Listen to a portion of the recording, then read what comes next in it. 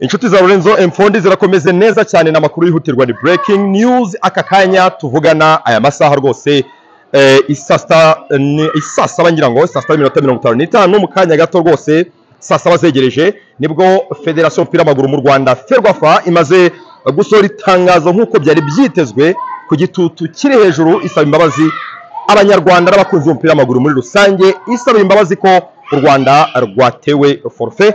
Ngiye kubasomera itangazo ryose uko ryakabaye risaba imbabazi abanyarwanda nyuma y'amakosa ya Federation yatumye u Rwanda ruterwa forfait ku mukino u Rwanda rwakinye muri ikipe y'igihugu ya Benin. Murabizi tunganyiriza hano kuri stade ya Kigali Nyamirambo, stade Kigali Pele, ntabwo ndi bisubiremo cyane. Murabizi byabaye byose muri iyi minsi, abayobozi ba Federation bareguye ku munsi w'ejo nibwo habaye shock. Uwitwa Jackson wari team manager w'Amavubi ndetse muri Federation yarashinzwe yarafite poste yitwa National Team Administrator cyangwa se nyine umuhuzabikorwa bikorwa nyine bya equipe nationale muri rusange.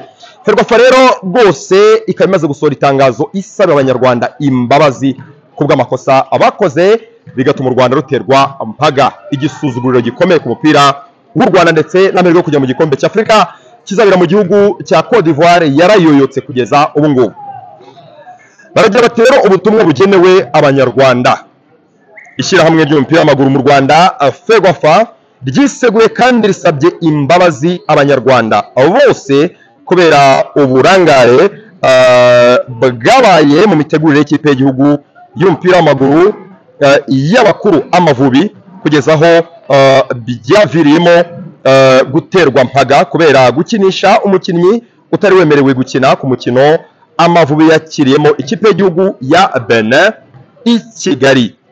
Ni muri urwego rero urwari warushinzwe imicungire n'imitegurire y'ikipe y'igihugu Bwana Rutayisire Jackson yahagaritswe ku mirimo yarashinzwe. Turakomeza gukurikirana n'undi wese waba yarabigizemo uruhare kugira ngo abibazwe.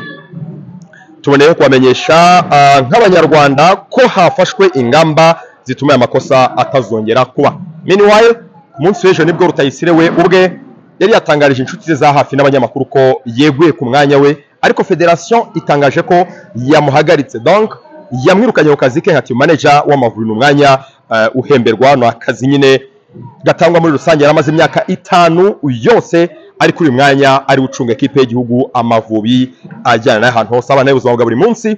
Ariko hakaza n'amakuru avuga ko n'umutoza wungirije umutoza w'ikipe y'igihugu Amavubi wungirije yitwa Jacinta Magrinya, akaba rero yungirije Carlos Alos, nawe bivugwa ko ashobora kwirukanwa kubera ko nawe mu nshingano ze harimo no gukurikirana abakinnyi batemerewe gukina bigendanye n'amakarita nyine bagenda babona ku mikino. Uranga rero bwatumye Amavubi asezererwa aterwa mpaga muri rusange ndetse amahirwe yo kujya mu gikombe cy'Afrika kayoyoka biraza gukora ku bantu benshi. Hari abamaze iminsi batera igitutu cyane kuri Ministeri ya Sport bavuga bati kuki mutagira icyo mutangaza, kuki Ministre wa Sport Madame Munyangaju Aurore Mimoza atagira icyo atangariza abanyarwanda kuri iyi incident yatumye Amavubi akurwaho amanota. Ese haraza gukorwa iki? Birangiye rero Federation y'umupira w'amaguru nk'abatekinisiye aribo bacunga umupira w'amaguru muri rusange banditse itangazo risaba imbabazi abanyarwanda ku bw'aya makosa nyine amafuti yatumye u Rwanda ruterwa mpaga. Bidakunze kubaho kubona ikipe y'igihugu iterwa mpaga kubera ko yakinisha umukinnyi ufite amakarita. Yes, hari aho biba bagaterwa mpaga kubera andi makosa. N'u Rwanda murabyibuka ko hari campaign rwatewe mu mpaga kubera gukinisha witwa Teddy Etekiyama Agiti bakunda kwita Birori Dadi kubwo kumukinisha adafite ibyangombwa. Yari afite ubwenegihugu bubiri, ubw'u Rwanda ndetse n'igihugu cya Congo Brazzaville. Akaba rero ari cyo gihe twaruka guterwa mpaga. Muri iyi minsi rwose ntabwo byari bikunze kubaho, no makipe yandi rwose ni gake uzumva ekipe y'igihugu yatewe mpaga, ariko Amavubi yatewe mpaga kugeza ubu ngubu. Amavubi ari ku mwanya wa nyuma n'amanota 2 gusa ku manota navuga 12 yagomba gukinirwa mu mikino 4 yose. U Rwanda rwanganyije umukino wa mbere na Mozambique twakiniye muri Afrika y'Epfo Johannesburg, mu gihe kandi u Rwanda rwahise rutsindwa na Senegal bigoranye igitego kimwe ku busa. U Rwanda runganya na Benin igitego kimwe kuri kimwe, hanyuma kandi u Rwanda runganya na Benin n'ubundi igitego kimwe kuri kimwe, ariko ruza guterwa mpaga birumvikana kubera gukinisha umukinnyi witwa Muhire Kevin akaba rero yarakinnye afite amakarita y'umuhondo yari yarahawe ku mukino w'ikipe y'igihugu ya Senegal no ku mukino w'ikipe y'igihugu ya Benin ubanza wabereye i Cotonou mu gihugu cya Benin. Akaba uko birangiye muri rusange nuko reba rero ni umutoza Carlos Aros ndetse na mugenzi we Yacinta Magrinya niba nta ngaruka bishobora kubageraho cyane ko yarutse kongera amasezerano y'imyaka 2 bongera amasezerano mu kwezi kwa 4 kwezi gushize mu ntangiriro rwose nibwo bongeye amasezerano.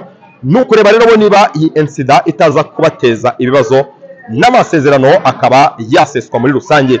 Ese biraza kurangira gute muri rusange? Undi amasezerano ataseswaho birashoboka ko noneho imikino isigaye imikino 2 gusa u Rwanda rwakwikamata ku manota 2 rufite rugatsinda Mozambique rugatsinda na Senegal imikino izabera mu Rwanda, nubwo u Rwanda rutaremererwa kwakira imikino kubera ko nta stade ihari hano mu Rwanda yemerewe kwakira imikino. Iyi stade ya Kigali Pele nubwo twakiriye equipe y'igihugu ya Benin ariko rwa ruhushya rudasanzwe, ntabwo iyi stade ifite accreditation yo kwakira imikino, ntabwo ifite clearance, ndetse na stade ya Huye nubwo ari stade nziza, nubwo ari stade yubatse neza, ariko hoteli 3 zisabwa kugira ngo igihugu cyakire imikino mu gihe runaka. Hoteli igomba kuraramo equipe yasuwe, hoteli igomba kuraramo equipe yasuye, ndetse na hoteli y'abasifuzi.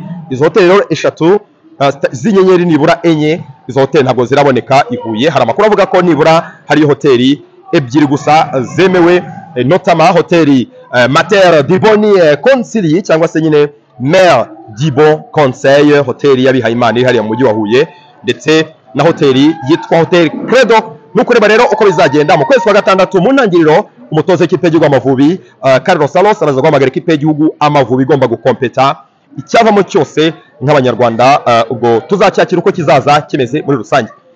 Yara makuru yihuse ndabashimiye twa Lorenzo Christian Musangamfura, iyi ni Lorenzo Info. Bye bye.